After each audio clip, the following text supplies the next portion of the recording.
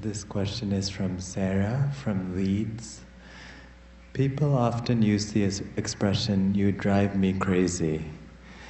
With misplaced intentions, can a person actually drive another, perhaps more vulnerable person, to madness or self-destruction? If yes, can we make ourselves absolutely immune to such intentions? Oh. Why, Sarah, is it? Sarah has not met anybody really wonderful who drove her crazy. I'm talking in a positive way.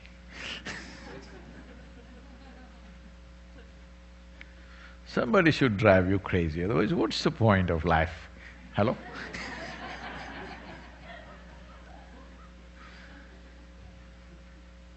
I'm self-propelled. I'm just driving myself crazy all the time. But if you don't know how to drive, somebody at least should drive you. No, that's not the question. The question is about somebody driving you towards insanity, making you really crazy. We are not supposed to use these words, insanity, crazy, but I'm not medically qualified to use the most appropriate words because they have 72 descriptions for various levels of mental degeneration of various sorts. So can somebody push you into a depressive state or a manic state or even… there is a law in India, I don't know how it is here, there is something called as abatement of suicide. You don't have to be physically there. You're sending messages and somebody commits suicide, saying, "These messages are disturbing me, so I'm killing myself." All he had to do is throw the damn phone. But instead, he throws his life away and you will be arrested immediately. Abatement of suicide is a serious crime, up to 10 years in prison. Well, you have to prove that your messages were love messages and they misunderstood. Try convincing a police officer that this is a love message. So, can someone else push you off the brink? Yes, if you are on the edge. See, if you are on the cliff edge, somebody can push you off with a finger. If you're 3 steps away, they need both their hands. If you're 10 steps away, takes 2 people to drag you. If you're far away, no chances of falling off the cliff doesn't arise in your life, isn't it? So the question is, where are you sitting right now? Are you sitting in that aspect of you which I would refer to as the seat of your experience? There is a seat of your experience from where all experience is generated. If you're sitting there in control, nobody ever can drive you crazy. Simply out of question. That's why I do it to myself,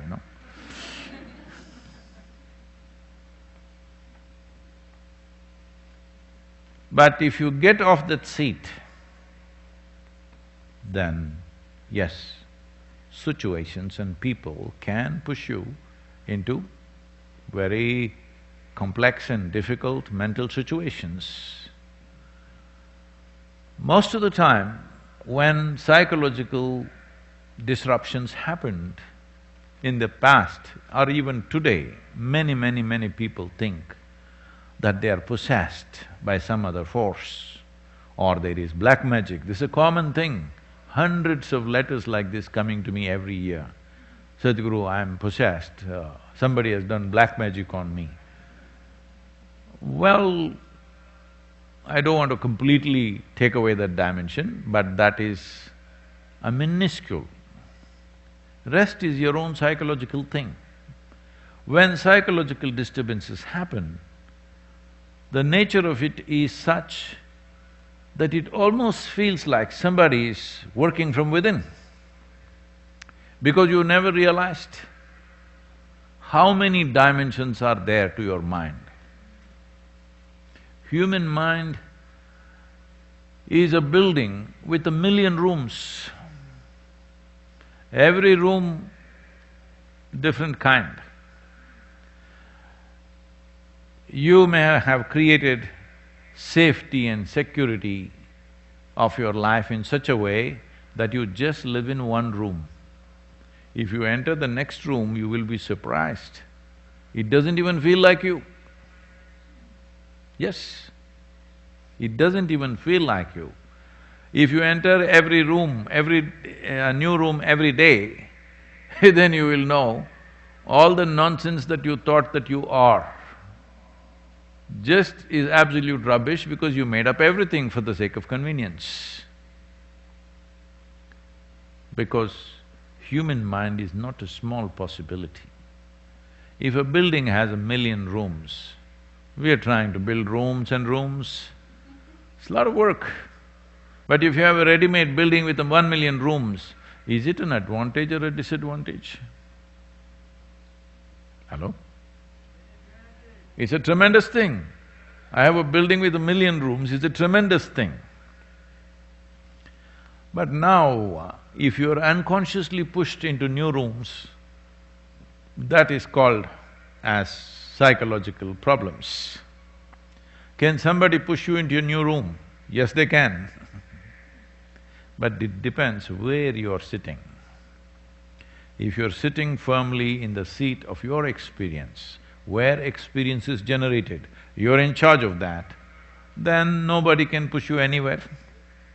Somebody else cannot determine the nature of your experience. The nature of your experience alters itself depending upon how you react to that somebody else. From day one I've been talking to you, your ability to respond, you must take charge of it. If your ability to respond is 100% in your hands, nobody else can determine what happens within you. This does not mean you will become a dry stick. This does not mean there is no excitement in your life. This does not mean there is no love, laughter, joy in your life. No, all this will become just available to you all the time. It's just that you don't need anybody's cooperation for this. This is freedom. Hello? You don't need anybody's cooperation for you to be joyful, for you to be loving, for you to be compassionate, for you to be ecstatic. You don't need anybody's cooperation because human experience is essentially caused from within. This is why I'm saying the coming year, 2021, can be of great significance to this generation of human beings. You know, we built the yoga center here and in India. The idea is people slowly turn inward.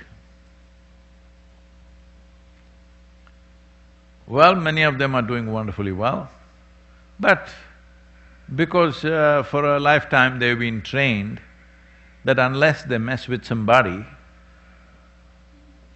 life is not complete. It's a social training.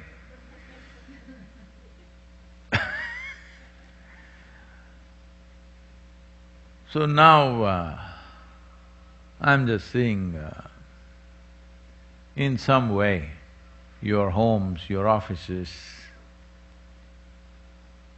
the world slowly becoming a yoga center. People have to turn inward. I've been saying this, people keep asking me, Sadhguru, should I come and live in the ashram? No, the important thing is you must turn your home into an ashram, not ashram into your home.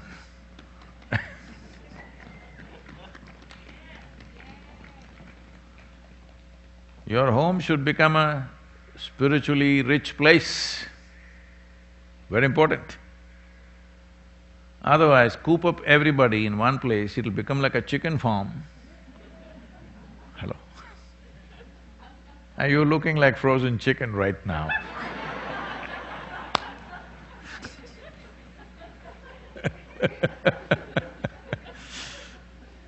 Oh.